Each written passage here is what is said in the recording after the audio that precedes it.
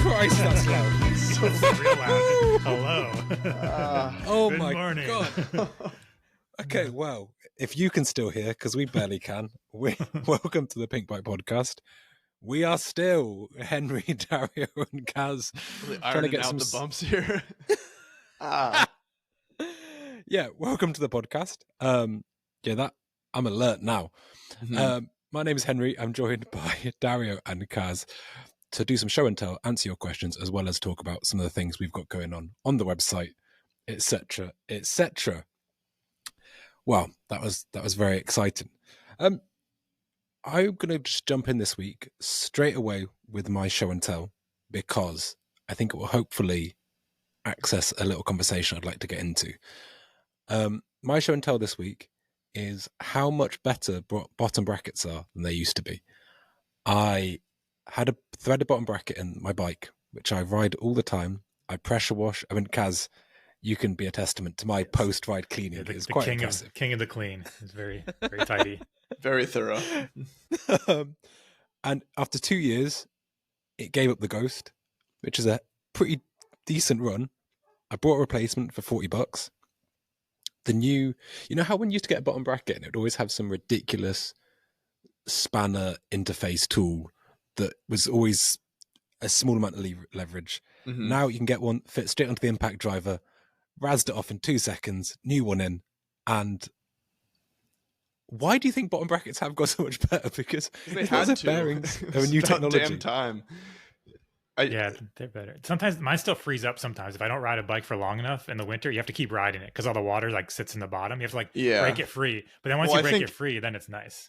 I think there's like the baseline, like whatever SRAM dub bottom bracket that's kind of ubiquitous style outer aluminum thing with a bearing pressed in. Those are getting better, but I think the bigger improvement is those like kind of annoyingly expensive higher market ones like the Enduro Max Hit or like a ceramic bottom bracket from any of the people who do that. Think?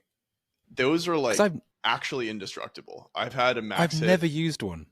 I was skeptical, but like have a different protocol when it comes to washing or not washing bikes, and find that the BB does seize pretty often, and those fancier ones just don't. Whether there's like a performance benefit to it beyond that, I don't know, but they do seem durable. Yeah, I've only ever used just if it's a Shimano bike, a Shimano one. If it's a SRAM bike, a SRAM one. I mean, Dub, I think, got some kind of listen. Making it 28.7 has actually played out to be 28.99. Oh, sorry. It's even more obscene. Yeah. It actually has worked out. History's proven them right, but at the time it did seem kind of stupid. Yeah, and across the board, like you used to get more play. I felt like side-to-side play was more of an issue even too. Like now when a bottom bracket wears out, it's just like crunchy and gritty. But yeah, they last way longer. So I'm with you, Henry. But what I mean, what is it? Like it's the same spindle that's, say, on a Shimano 24mm, that's been that way for years. Yeah. It's a bearing. I don't understand I think my understanding is like you can, like within the bearing world, like there are people who they only work on bearings, and the difference in quality that you're able to achieve within something that is identical visually is vast. You can go from like a really shitty bearing that looks identical to an incredibly nice and very expensive bearing. And it all comes down to tolerance and stuff like that. And I think like there are people on YouTube who've done like very dry but kind of interesting breakdowns of like the ABEC system, which is more relevant in like manufacturing, but for some reason is also how skateboard bearings are referred to. So I just think your depiction of dry YouTube is true. Like there is some very technical, but it feels like I don't want to go into name, but there's one creator about bearings who is anything but bland. Oh my God, that's right. And it's just funny, these two extreme parallels. And that is the inboard bearing. You can see is housed there in a very respectable tolerance. And then this other guy's just calling everyone perverts. I mean, it's just... Let's just say the bearing world contains multitudes, both in quality and in characters. Yeah. I think tolerance is over time too. Like a company's been making it, they increase the tolerance or just the seals too. I think that the new Dub one, it's not new anymore. But when Dub first came out, they were talking a lot about the seals just to keep moisture and grit and stuff from getting in there, that's what helps speed up the death of a bearing, is when it just gets full of dirt that you just spin around on it. So yeah, overall, I think we're in a pretty good place. Do you guys have a preference on threaded versus press? I can probably guess. I like threaded. You are guessing correctly. Yeah. I like the threaded stuff. Just easy. Yeah. I mean, well, I guess easier is not the right word, because a hammer is pretty easy to bang things in, but like it's easy to feel like you're doing it the right way. I also like it because, I don't know, if you're changing cranks, it's just, you're less likely to accidentally damage the bearing in a way that doesn't let you reuse it. I think that's my biggest thing. Yeah. I think it's the remove, should for any reason you want to remove and then go back. Yeah. It's hard to not. Yeah. Threaded's good. But hey, that's my show and tell. I just wanted to, I just thought it was. No, it is. It's like a nice, you're like, oh, this is a genuine improvement over even somewhat recently. We have gotten better. It's nice. Oh. Well, hey, that's my one. A nice wholesome one. Mine contains a bottom bracket. Sweet. What is yours? That's a good segue. Yeah. Mine is a full bicycle. It is the Arc8 Evolve FS, an XC bike from a small Swiss company. The Arc8 flag is hung on an unusual kind of strut suspension that they use. It's like a parallel bar at the top tube that the shock runs along. So it's on rails. It's like the old Yeti, like the 303 exactly. It's DH, like, but different. But yeah, it's like the old Yeti DH bike, but this is a very light cross country bike. That said, Arc8 does use this in everything from their XC bike to an enduro travel frame. But yeah, I've got the XC bike. I've only had a few rides on it so far, but it is pretty sweet. Definitely feels like a cross country bike, but it has a 65-degree head tube angle and pretty aggressive front end geometry, like reach wise. And what are the claimed benefits of this style of exciting rail system, apart from the ability to collect dirt like Mrs. Doubtfire on ketamine? You know what I mean? Well, it's actually it's stayed pretty clean, even though it's been super gross here. Okay, it's their argument is that you can make a lot of other frame elements lighter by relying on the rails to carry some of the load. So with the XC bike in application, it's a flex stay bike, and the flex stays are vanishingly thin, but because they're not carrying a tremendous amount of side load, because of that rail system, you can lighten up a lot of the chassis. Plus, it allows them to achieve certain kinematic goals. It's a very linear bike, and that's what they're shooting for. So, you know, I think that it has benefits. It doesn't seem to have too much of a maintenance downside.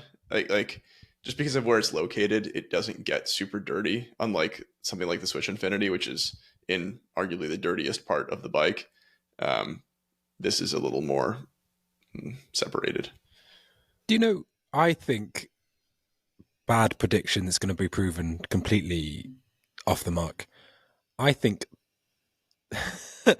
that polygon Dario Voss system with the big tube like a motor fork in there, I wouldn't be surprised if one day we see that come back and have another go. What was it called? The React? It was like nailed React. Nailed Yeah. React, yeah. It was very, I don't know. In some ways it was, you know, not great. Well, you know, there were issues, don't get me wrong. The looks being one of them. But actually the way it tracked was really good. And I wonder if there'll be sort of other frame technologies or sort of a resilience that we'll be able to get in the future that makes it more, because honestly the system worked really well. It just had a lot of flex, and that worked really well in off cambers because the legs could, you know, really track and lean, but when you were pushing hard it came back to you. And it was just had those thin little connections between the swing arm to the mainframe. Those little connections were not as probably beefy as they could have been. I only rode the Marin implementation of that, and I think it was identical, but I remember having similar feeling. But it was like, I mean, 185 mil enduro bike that genuinely pedaled. You know, it did really good. That'd be interesting to revisit. Yeah, and the marketing was insane. I mean, just if you read just the marketing spiel, you thought they made the best thing in the whole world. There's nothing better. There's a lot of like hocus pocus mumbo jumbo kind of floating around it, where there's some interesting stuff happening with it, but they made it to be something it wasn't. I think between aesthetics and marketing copy, they could have done a little bit of a better job. But yeah, wouldn't it be cool though to do I mean, I love like the weird and wonderful suspension designs. I never rode the Kona Magic Link, but I have a burning in my loins that can only be satisfied by a Kona Magic Link. Similarly, it'd be great to maybe get some of these weird bikes and, you know, it'd be not fun. 4-bar as a series. No, like a whatever happened to, because there's probably something there. There's been some interesting ideas that float around.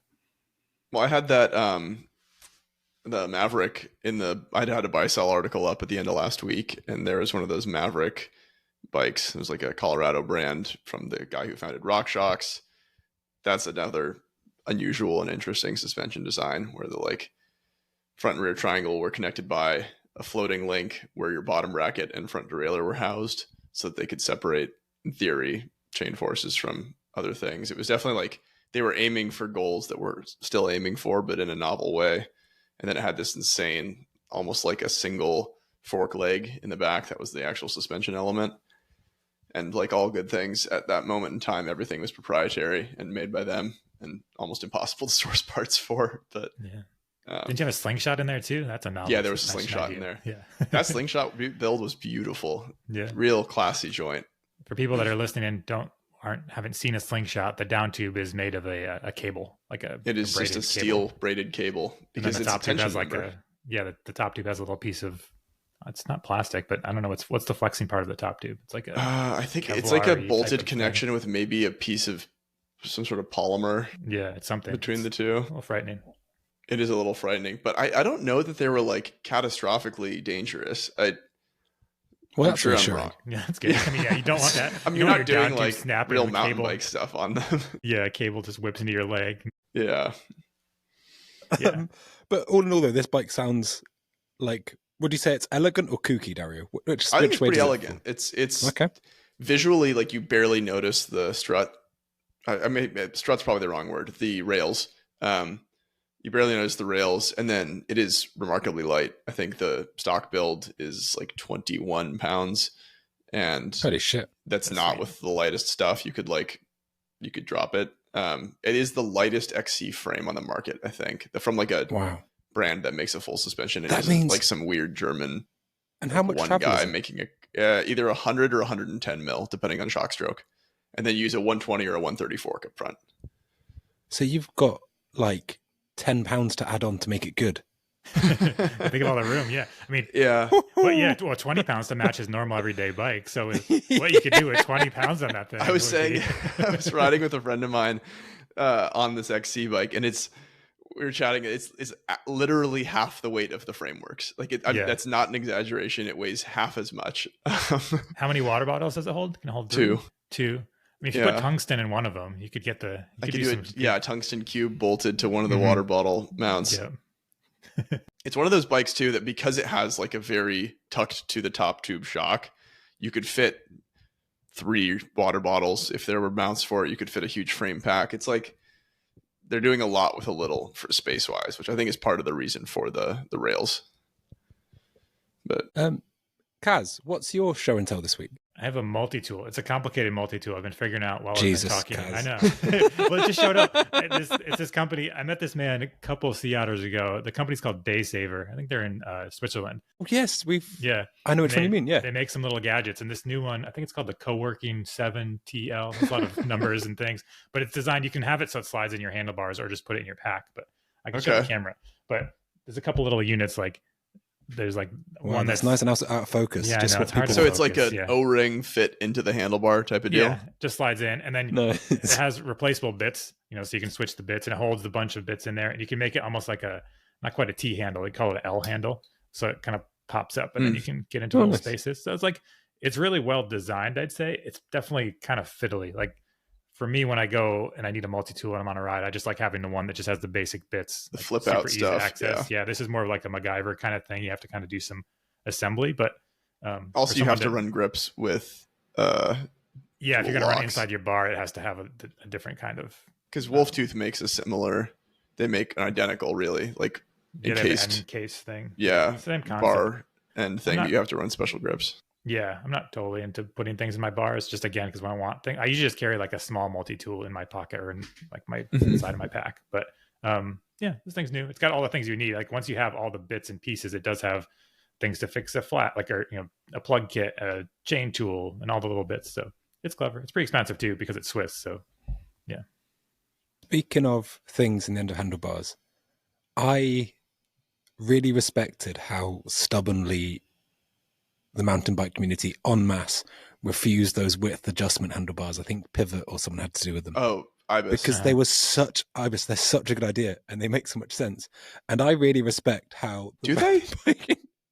Wait, do they make I think it makes loads of sense. Who's adjusting their handlebar width on a regular basis? Oh, because you just got like, but in terms of, I think for you or I, it is a completely normal thing to get your hacksaw out, put a grip on, make a good job of it, yada, yada, yada. I think for other people, having, if that was the widespread solution, I think it would be good. But you still have to cut it. No one adopted it. But you a lot of people, cut it. I thought that was the whole point. No. It's either like 750 or 800. And then in order to get it to the width you want between that, you have to cut the aluminum insert, which is actually even more... then I'll shut the hell up. It's more fussy. And then your bars are fucking stiff because there's a giant threaded insert at the end of the handlebar where usually it comes to a tapered edge. So it's like... Hold on. That's it's like the worst of all worlds. I think it's one of the... Yeah. I mean, it's one of the also talk about the remember the grips where you had to Newman still makes very grip handlebars. So maybe this is actually what you're thinking of, Henry. Newman, the German like wheel manufacturer, makes a handlebar that has a dedicated grip, and that grip has a male insert that is threaded. So it's you on can an angle. No, that's the WTB thing. This Newman one, you thread like a throttle in or out, and it changes your effective bar width, and then you use a bolt to lock the grip on, and it is like between, I think it's like 760 to 820 or something. I had a Cube review bike a while back, and it had these bars on it, and it is like, it does work, but again, at what cost? I don't know. I didn't realize that about you having to cut other things. I thought the whole point was you just got plus 10 mil extenders, and then you had the base bar, and you just zapped them in, and jobs are good. Yeah, no, I mean, you could, if you happen to be exact, then it's nice. Like the bar came 800, you unscrew the two on each end, and then it's like 750. Then you're stoked. But if you're in between, you still have to cut the aluminum insert, and then it's like the same thing but more complicated. It's real easy to cut bars, even no matter like. I also think the most basic thing. But that's like, it seems to me that's like saying like, oh, you can you no longer have to cut your fork to length, but you actually just have to press in a new steerer. Like, yeah, exactly. Yeah, exactly. Yeah, you have to get your gun out, like debond it, and then buy the special Loctite. Yeah, I think most people still buy bikes at bike shops, and bike shops are really good at cutting handlebars. So hopefully, I'm really glad that I expressed my admiration and respect for the mountain bike community on mass. It shows, it shows they're right. Yeah. It just came up with all the ways they're right, just really quickly. It is just such an odd, it's one of those things that you're like, people apply a lot of engineering thought to things that maybe are already solved sometimes. And, well, dude, that's our jobs. Our jobs depend on it. So that's true. Yeah, keep making the weird things. We'll keep checking them out. Kaz, what is? Oh, you've had the suppository. It's multi-tool. Yeah, the co-working 7TL multi-tool extension tubeless, 7 functions, 39 grams. It's light. So it's really light. The tongue. It's aluminum. It's very fancy, but I'll play with it more. Are the bits aluminum? I don't know. Maybe. I hope not. Probably. They look pretty good. We'll play with it and see if it breaks or not. Well, also in the news this week, we've seen a lot of people sign for teams, which is very, very exciting. And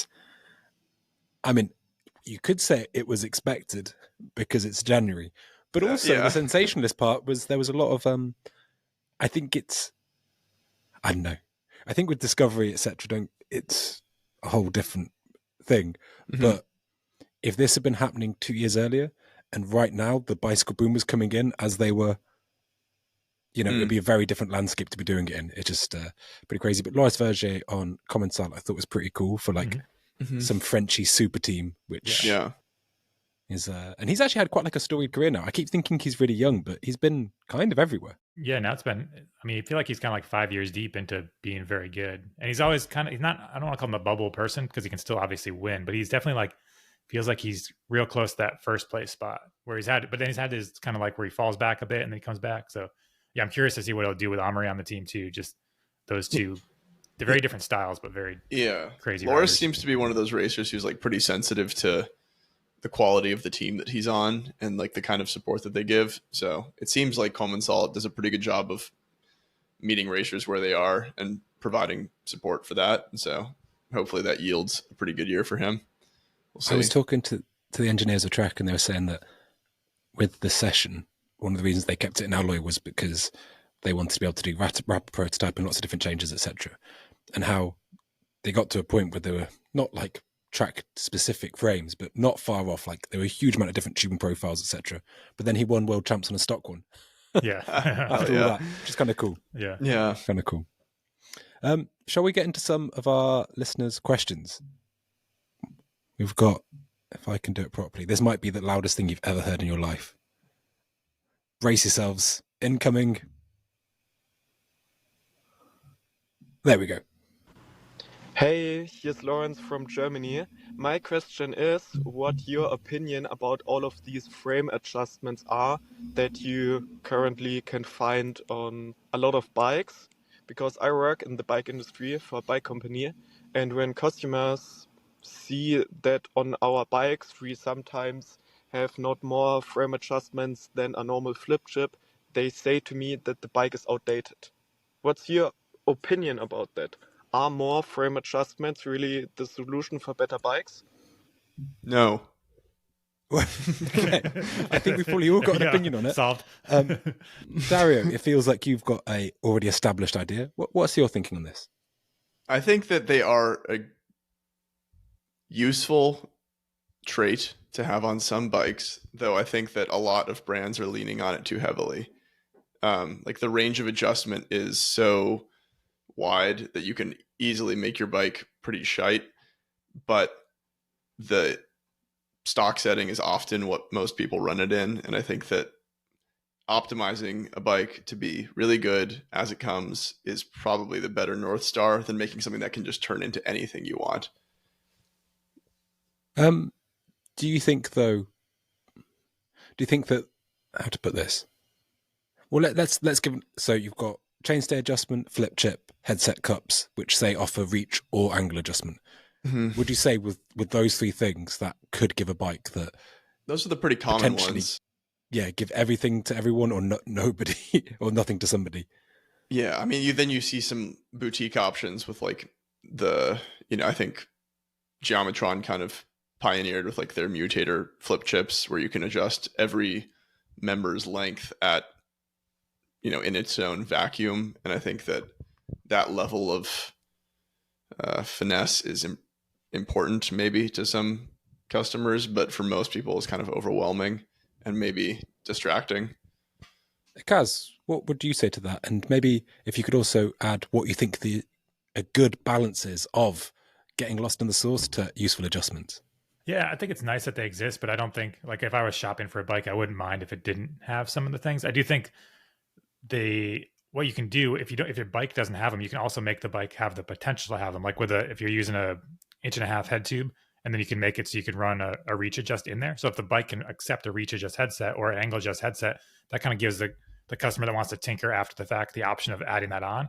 But the person that buys the bike and doesn't want to adjust doesn't even have to worry about it. There's no little cups that come loose or anything to start creaking. So, and I think if you are going to have geometry adjustments, it needs to be a meaningful change rather than like 0.2 degree head angle change. That's not anything. That's just pretend. So if it's going to be there, it might as well be. I think Giant is pretty good about having a pretty large, it's like a 1/2 degree, even maybe 3/4 of a degree, which are things that you can notice. But so, yeah, I don't think that every new bike needs to have all of the adjustments available, because ideally, like Dario was saying, they kind of optimize it for one specific thing, and that's kind of where it goes. But I mean, chainstay length is nice to be able to adjust because everyone has different personal preferences if you can make it work and accept all the derailleurs and that type of thing. But then again, I feel like then that changes kinematic stuff sometimes, and Yeah, but you can be there's smart engineers that can figure it out. I think that's true. I'd be curious to know how many people, like, we maybe should make a poll if we haven't already, just of customers that have bought bikes with the geometry adjustments, where they end up, if you're in the normal base setting or if you've gone to the extremes. Because I feel like typically that base setting is pretty good, but yeah, some kind of ambivalent on it. It doesn't, bike shows up without geometry adjustments. It's almost kind of nice. You can just ride it and like, all right, this works. Or yeah. I think I went on record a couple of years ago saying just how much I hate flip chips, because it would take bikes from a really bad place to a slightly less bad place. Sure. I've actually gone full circle, where a good example was the Bronson on field test, where I thought the geometry is so kind of for an aggressive trail bike or assertive trail bike, depending which way you want to put it. I actually liked how small the flip chip was, because it's already in the band of acceptability. Then you got two different flavors. It wasn't one's got a head angle that you'll never use, and so you have to by default run it in the low position, which seemed daft to me. But now it's actually there. I'm like, I'm more open to the 0.001 flip chip adjustment than previously I was. I used to think it was absolute nonsense. It's still almost like a placebo adjustment if it's that minor, I think. Like, but that's a good thing. Placebo adjustments are the best kind. But why not just have no adjustments then? Like, I'd rather just, because like my beef with adjustments like Santa Cruz's flip chip is like, when you're removing the shock, there's a little tab on the other side that can fall out, get caught in your linkage, or get lost in the grass. It's just like an added complication where there might not need to be one. I think the ultimate example was that rocky altitude I had this past year. It's got a ton of meaningful adjustment you can make. I think that their reach adjust headset is awesome. I think the ride 4 position thing is maybe a bit more than people need. But the amount of flip chips that bike had required like 4 to 5 hands to change a shock, because everything wants to fall out all the time. Like, I ended up just putting like the stickiest grease I could find on everything, and that did work and collect dust. But like, I think Trek's doing a pretty good job. Trek has theirs that does, it does head angle, but then it also does shock progression. And so there's 4 different settings with that. I think shock progression is kind of nice. So if somebody does want to run a coil shock and get, adjust the suspension curve so it's more progressive, having that, like the 2 options, and just kind of adjust the feel. And Santa Cruz is doing that with that Vala as well. They have like a progression flip chip and a high-low. Nuke Proof used to do that in the day. They had like the main pivot. You could almost change the position of it. That was super cool. Yeah, I think the progression is something else. I think reach and progression I almost care more about than head angle, because these days I feel like head angles tend to be in the ballpark. Also, that's what starts to like... Sorry, okay, no, I just want like one last thing on the head angle. If a bike is coming with head angle adjustment, I think making it a full degree is often a bit outside what most people would want. Like the Stump Jumper, for instance, comes with like a 1 degree head angle adjustment. Like, I don't think anyone's trying to, or I don't know. It seems outside the purview to turn your like pretty good 64 degree head tube angle trail bike into something with like a 63 degree head angle. 'Cause suddenly it starts to, like, the negatives start outweighing the positives when you make changes that big, I think. But doesn't that then undermine the other thing, where if you just make it half a degree on the head tube would be useful? Yeah. Well, no, I agree with Mike on this, where it's like a half a degree would be useful, but I just like a nice high quality headset that presses into a bike or drops into a pre-molded race, either way. But like, I far prefer that to some weird third party headset that is guaranteed to be shittier and harder to find. Well, I think just to build on that a bit, I think with the great thing about circular headsets is they won't really, even if they do twist in the frame, you don't even know. We used to have it a lot when you put reach adjust headsets on World Cup bikes. They hit compression so hard on the front that basically it then wants to shift where the headset, right? It's like squirming side to side. Yeah. Whoa. And so that's an issue in sense of like, oh no, you have to straighten it. Mm-hmm. I do wonder about with these non-circular cups, what happens then? Because if that's a pretty tight fit that you're doing, and you're putting normally some kind of agent in there to make it stay, and it will still shift. And when it's got like a big, long metal piece, which is essentially acting as greater leverage anyway, I don't know. I think it's like, is your concern that it's like fatiguing the headset or the head tube? Yeah. I don't know. I mean, having ridden bikes with the racetrack headsets a lot. I haven't had any issues with that except creaking, but it's more downhill bikes. It's more when there's a triple clamp. Oh, that makes more sense to me. Because there's one plane where it is not, two of those things aren't moving, and it's like the headset, whatever it is sadly kind of getting shot in the middle of it all. Yeah. But then the simple solution to this is, Kaz, you mentioned it, the 1.5 straight head tube and the adjustment that it offers. I would up that and say the 1.7 taper. No, because you can't get reach adjust on a 1.5 taper fork with a 1.5 plain gauge headset. Yeah, you can. Can't you? No, then you have to have an external thing, which then it adds like 5 mil stack. Yeah, but then your head angle changes. Then that's head angle changes. Then you're suddenly like, oh, it feels this or it feels that, and you don't know. It's unless not you do the huge oversized head tubes, like that's Transition has done, Frameworks is doing, like. I forget what, I think it's 62 mil or something. It's like a gargantuan head tube that allows for some reach adjust. I think that works. What is 1.7 inches in? I don't know. All I know is that I remember getting ready for a ride last year, and I was in a parking lot, and there was this guy whose bike was completely apart, and he was super excited because he just bought a brand new Zeb from some guy who worked at a bike company who'd sold him the fork off of his e-bike, and he was trying to put his fork on his bike and it wasn't fitting into the head tube. And I walk over because he's like cursing in frustration, and I was like, oh, that's a 1.7 steer tube fork. He sold you a weird esoteric e-bike specific fork without telling you. Isn't it 1.8? Huh? Isn't it 1.8 that's standard? Whatever it is. Yeah. I have not committed it to memory because I don't think it should exist. Adding another standard to fork fitment seems foolish at this point. No, but this one's good. No, hear me out. How many more fucking millimeters do we have to add to the stanchions before we just go, listen? I'm happy with the 36, the 38. I don't think it needs to be stiffer. I'm not. No, I don't think it does either, but if we're going to go down that road, we may as well look at where all the flex. I think flex is good. Like, we don't need this. I think flex is good too, but what I'm saying is, if we can't have it both, if we're going down the thing of, oh, we need stiffer forks, which I'm not saying we do, we should actually look at the main culprit. You see the head tube flopping around the place. Yeah. I mean, you look at those huck to flats that we do, like, that fork planes out before it compresses on a lot of bikes, which is exactly. Yeah. I can see it for e-bikes. I don't mind it, but it doesn't. I don't need it, but there's some bigger people out there on e-bikes. Yeah, I just think you can make them heavier, so it's great. Everything. This is it, guys. I think you might be slightly out of focus, and I don't know what to do about that. That's really maybe just a little light shutter press. Go for a light shutter press. We're doing this live. Oh, there he is. He's sharp as a knife there. Should just autofocus. It could just be a render quality issue because it looks. Yeah. Okay. I think I'm okay. Sweet. Okay. Hopefully. If I'm blurry, sorry. We'll work it out. Yeah. We'll survive.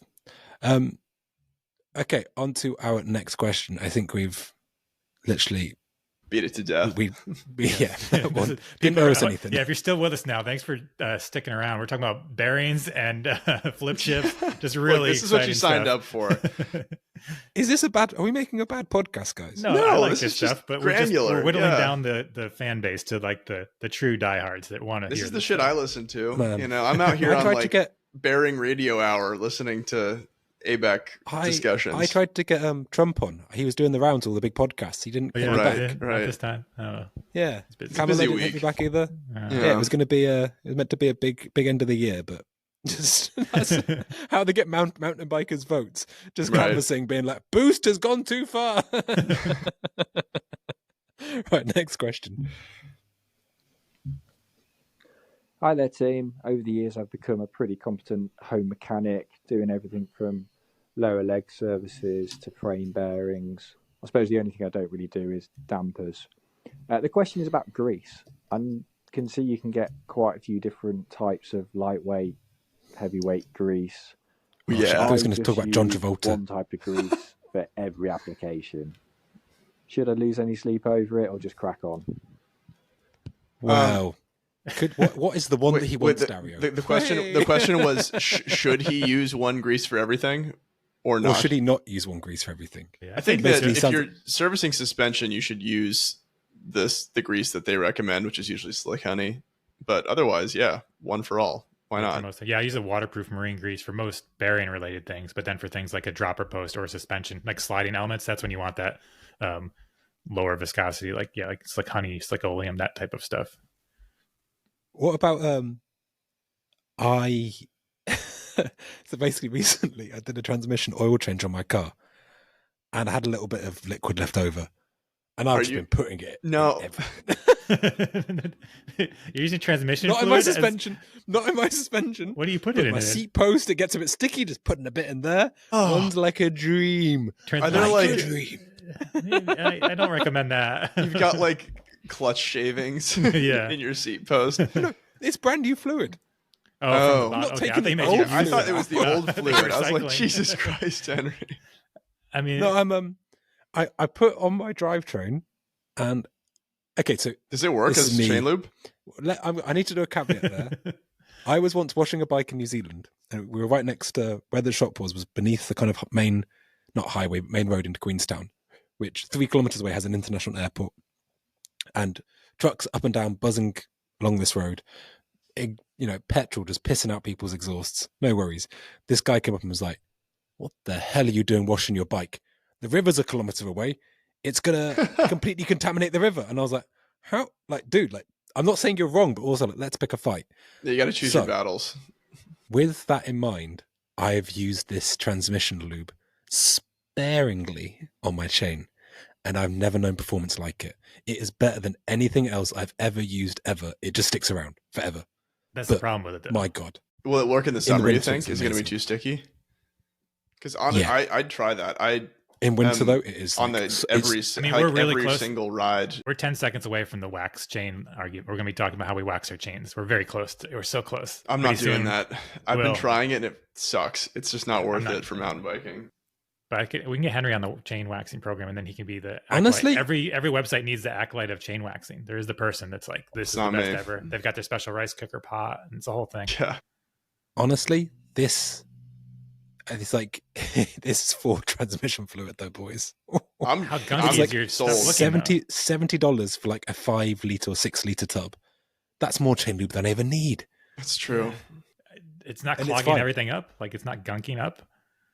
No, it's honestly, I wouldn't ride it. I mean, we've had a really weird frozen ground month. Oh, it's amazing. I love it. It's been amazing. So like, there's no dust or rain or anything, but it has been fucking unbelievable. Like, right. So much better than anything else. I'll give it a shot. I think we answered the question. I wax lube. You can get it in drip thing. I go wet in the summer, right? Wet lube, wipe it off, wax lube, because then the wax stops the wet sticking. But the wax will just slick off. I think that wax lubes only stick to dry chains. Dude, this fucking honestly, it's pretty good. Whatever pretty works. Good. I'm sticking with Dumont Tech. I'm just staying in that lane. Is that a type of cheese? Yep. It does smell like a type of cheese. Yeah. Yeah, it's some weird cheese. I don't know. It's some chemical cheese. But I think I don't know what it is, but it works great, and that's what I use. Yeah. But yeah, back to this caller's question. Using, as Dario said, you basically, if you're at risk of corroding seals, just go easy. So suspension brakes, and anything that's going to be like, a sliding interface. Yeah. I've got a old seat post that I've had for 4 years and it's still going. And so at this point, I'm like, just eking a little bit more life out of it. But I wouldn't do it if it was a new seat post. Plus, some of the thicker greases are thick, so they'll just make it less. It's more grabby than slippery. So that's what you want for the sliding bits. Yeah.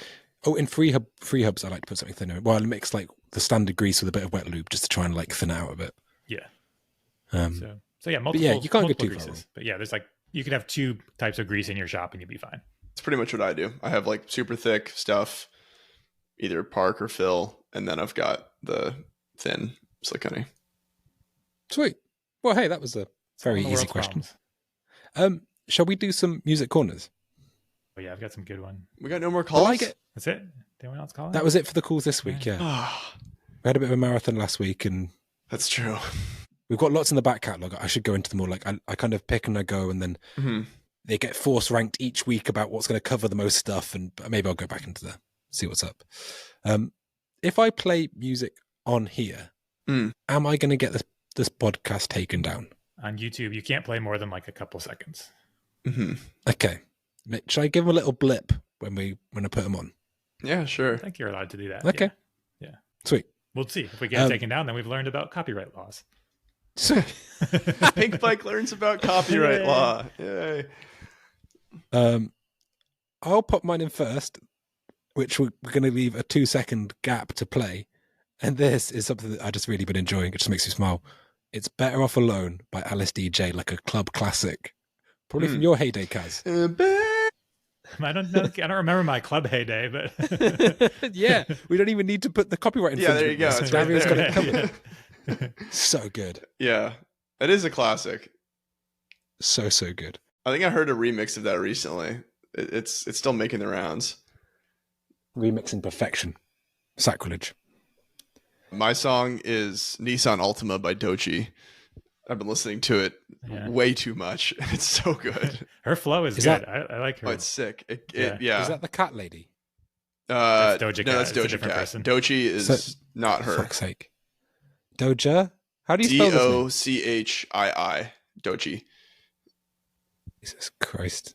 Nissan Altima, all caps. Off the album Crocodile Bites Never Heal, or Alligator Bites Never Heal. One of the two. I can never tell them apart. It's Doechii. Oh, yeah. Doechii. Man. Yeah. And Kaz, what would your suggestion be? Mine's a band. This one's really weird and heavy and great, I think. The band's called Frontierer, and then the song is called The Skull Burned. And it's really good. I wonder if I can even play it. If I play it over my microphone, will it sound like something? I think so. Yeah, do it. Let's try this. And